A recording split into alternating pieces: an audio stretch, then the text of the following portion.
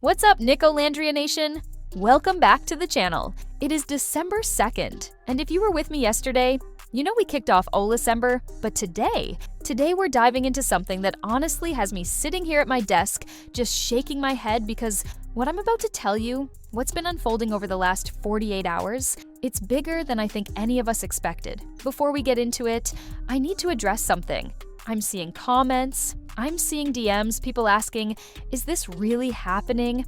Are they actually doing this? And the answer is yes. But let me walk you through exactly what went down, because the internet has been playing telephone with the facts, and we need to get the story straight. So, let's rewind to Sunday night. If you follow Nick and Olandria on Instagram, and if you're watching this channel, I'm assuming you do, you saw Nick's November photo dump. Normal stuff, right? He's posting his month in review, listing some accomplishments, just standard end-of-month content that literally every influencer does. But here's where it gets interesting. The post goes up around 8 p.m. Eastern, and within 30 minutes, the comment section becomes an absolute war zone. Not because of what Nick posted, but because of what people weren't seeing. Olandria hadn't liked the post yet. Now, I want to pause right here, because this is where we need to talk about the reality of social media relationships in 2024. Olandria has said multiple times, and I'm paraphrasing, but you can go back and watch her interviews. She's said that she doesn't live on Instagram. The woman will disappear for 3 days, come back, post a photo dump, and vanish again. That's her pattern. That's always been her pattern. Even in the villa, even during the LA press run, she's never been the person who's glued to her phone refreshing her feed every 5 minutes. So the fact that she didn't like Nick's post immediately, that's not news. That's not suspicious. That's just Olandria being Olandria. But you know the internet doesn't care about logic. The comments start flooding in. Where's Olandria? She didn't like his post. Something's wrong. And my personal favorite from this one account that I'm not going to name, but if you're in the Nicola community, you know exactly who I'm talking about. This person comments, he's trying so hard, and she won't even support him publicly. And that comment, that specific comment, is what set everything in motion. Nick sees it, and Nick, being Nick, he doesn't let it slide. He responds, and I'm going to read this directly because his words matter here. He says, "You don't know what you're talking about. You don't know what happens off camera. You don't know what support looks like behind closed doors. And frankly, it's none of your business." Which, honestly, good for him. But then it escalates because this person responds back and other accounts pile on, and within an hour there's like 40 comments of back and forth. And Nick is in there defending Olandria, defending their relationship, and getting increasingly frustrated. Here's what kills me about this whole situation. The man is on his girlfriend's Instagram post. He's being sweet, he's being supportive, he's commenting November 26th coming soon, which is clearly a reference to something special they have planned. And instead of people saying, oh, that's cute, they're dissecting why Olandria hasn't liked his post yet and creating entire narratives about relationship problems that don't exist. It's exhausting to watch, and I can't imagine what it's like to live through it. So that's Sunday night. Monday morning rolls around, and this is where things get really interesting. Nick goes live on Instagram. Now, if you missed the live, he archived it so you can still watch it. But I'm going to give you the highlights because there were some moments that I think are really important for understanding where Nick's head is at right now. He starts the live with his sister Ella. They're just hanging out, being goofy, trying on clothes that Ella bought on Black Friday. Very casual, very chill, and someone in the comments asks about the Instagram drama from the night before. Nick laughs it off. He says something like, yeah, people need to relax. We're good. Everything's good. And you can tell he's trying to move past it, trying to focus on the positive. But then someone else asks, where's Olandria?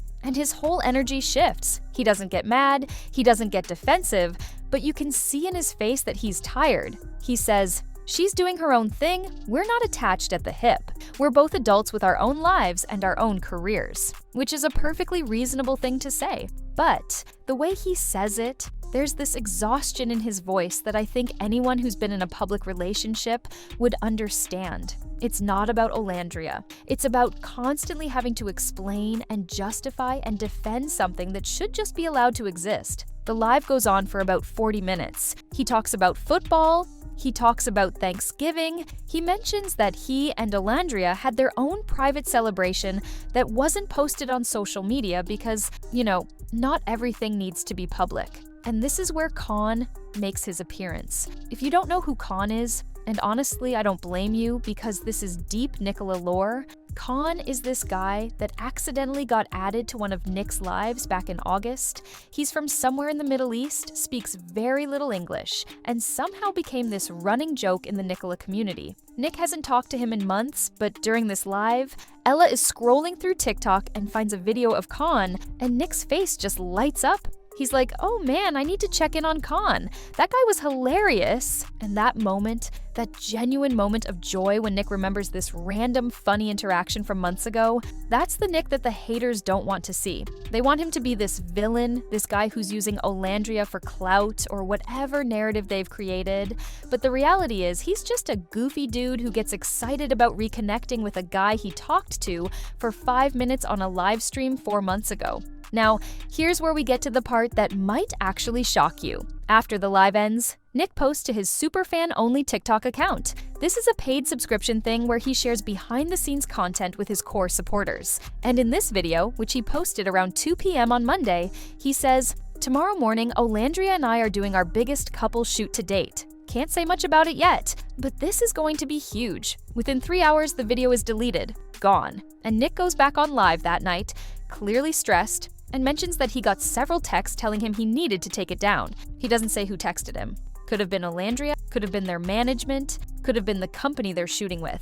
But someone made it very clear that he was not supposed to share that information yet. This is where my brain starts working overtime, because what kind of shoot is so big, so secret, that even mentioning its existence causes problems? We're talking about 2 people who have done brand deals with Celsius, with Fashion Nova, with multiple podcast appearances. They're not shy about promoting their work. So what could they possibly be shooting that requires this level of secrecy? Let me throw out some theories, and I want to hear your thoughts in the comments. Theory 1, it's a major fashion campaign. We're talking Vogue level. Or maybe something with a luxury brand that has strict embargo policies. Those kinds of shoots often come with NDAs that are incredibly tight because they're planning big rollout campaigns and they don't want any leaks. Theory 2, it's something for a streaming service or network. Reality show, documentary, some kind of couples content that's being produced for a platform that wants to control the announcement. That would explain why the secrecy is so intense, because streaming services do not play around with leaks. Theory 3, and this is the one that's been floating around Twitter. It's an engagement shoot. Now, before you freak out, I don't think Nick would slip up and spoil his own engagement by posting about a shoot. The man is goofy, but he's not that goofy. But what if it's styled engagement content for a brand? Like, what if they're shooting a campaign that's engagement themed and that's why they can't talk about it yet? Because the brand wants to make a big announcement? I'm leaning toward theory 1 or 2, honestly. I think it's something major with a company or platform that has serious money behind it and serious expectations for how the rollout happens. And if I'm right about that, then we're looking at Nick and Olandria entering a completely different tier of influencer work. We're not talking about Instagram-sponsored posts anymore. We're talking about legitimate media campaigns. But let's get back to what happened after Nick deleted that video. The haters, and I'm just going to call them what they are, the haters took that deletion as proof that Nick and Olandria are having problems. He had to delete it because Olandria's mad at him. They're probably not even together anymore. This is clearly a sign they're breaking up. And it's like, are we watching the same situation? The man got in trouble for breaking an NDA or sharing confidential information about a work project. That's not a relationship problem. That's a professional mistake that literally any influencer could make. Olandria, for her part, has been completely silent through all of this. And you know what? I respect it. She posted her own photo dump on Sunday. She's been liking random posts here and there, but she's not engaging with any of the drama. She's not in Nick's comments defending him. She's not posting cryptic Instagram stories. She's just living her life and letting the noise be noise. And this brings me to something I've been thinking about a lot lately. The way people consume celebrity and influencer relationships has become completely unhinged. We're not just watching anymore. We're dissecting every comment, every story, every absence of a like or comment or story. We're creating entire narratives based on the timing of Instagram activity. And I'm not saying I'm innocent here. This whole channel is built on discussing Nick and Olandria's relationship. But there's a difference between being a fan who's invested in their story and being someone who's actively rooting for them to fail. I see comments on Twitter, on Instagram, on TikTok from people who claim to be Olandria fans, but all they do is trash Nick. They pick apart everything he does. They question his intentions. They create these elaborate theories about how he's manipulating her or using her. And then, when Nick responds, when he defends himself or defends his relationship, they act like that's proof that he's the problem. It's a no-win situation. If he stays quiet, they say he's not supportive. If he speaks up, they say he's too involved. If he doesn't comment on her posts, they say he doesn't care.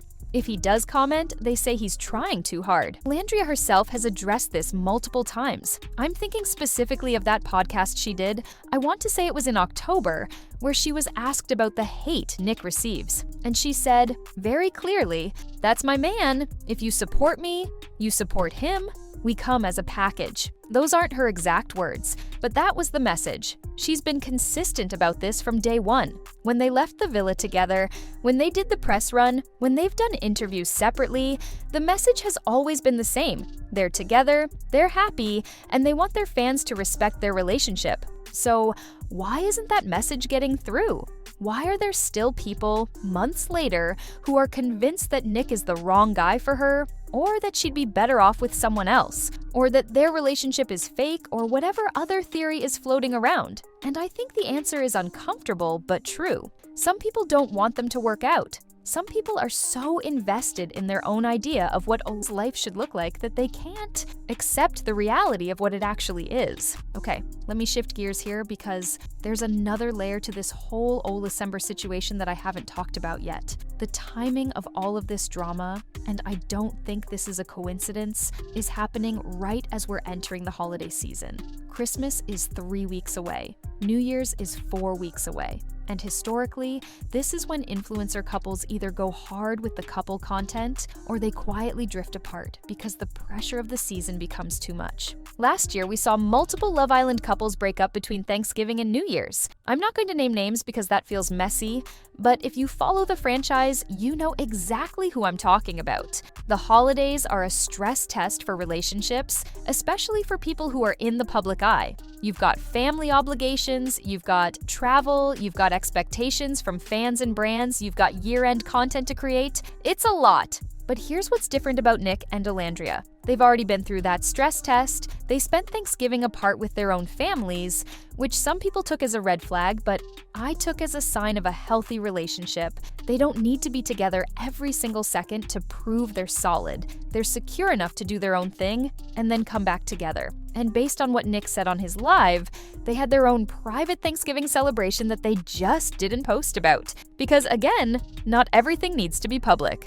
So when I look at this biggest couple shoot to date that they're doing, I'm seeing a couple that's planning ahead. They're booking major projects, they're coordinating schedules, they're working together in a professional capacity. That's not the behavior of a couple that's on the rocks. That's the behavior of a couple that's building something together. Now, I want to talk about what I think is coming next, because the title of this video promises something that will shock you, and I haven't quite delivered on that yet. Here's what I think is about to happen. I think we're going to see a massive shift in how Nick and Olandria operate publicly. I think they're going to pull back from the day-to-day social media drama and start focusing on bigger, more curated content. I think that shoot they're doing is the first step in a larger strategy to elevate their brand. And here's the shocking part. I think they're going to stop engaging with the haters altogether. Nick going off in Olandria's comments on Sunday, that might be the last time we see him do that. Because I think he's realized, and I think Olandria has been telling him this, that engaging with negativity only fuels it. The best response is no response. Let the work speak for itself. Let the relationship speak for itself. If I'm right about this, and I could be completely wrong, but if I'm right, then Olacember is going to look very different from the months we've had before. Less social media banter, Fewer Instagram lives where Nick addresses drama in real time. More polished, professional content that shows them as a united front. And honestly, I think that's the right move. I think they've been too accessible, too open, and it's given people the sense that they can insert themselves into Nick and Olandria's relationship in ways that aren't healthy for anyone involved. But here's the thing that I keep coming back to. At the end of the day, Nick and Olandria don't owe us anything. They don't owe us daily updates. They don't owe us explanations for why they're not together every second. They don't owe us behind-the-scenes access to their private moments. What they've chosen to share has been a gift. And I think a lot of people have forgotten that.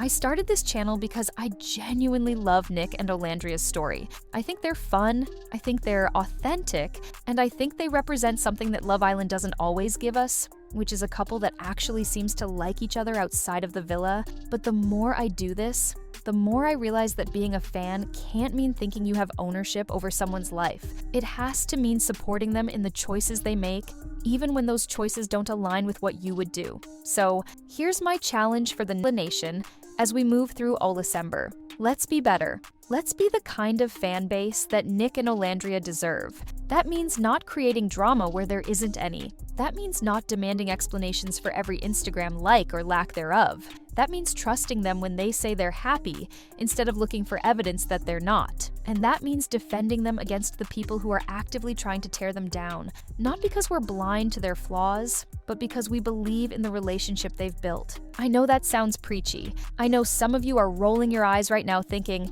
here he goes again. But I genuinely believe that the energy we put out into the world matters. If we're constantly negative, constantly suspicious, constantly waiting for things to fall apart, then we're not fans.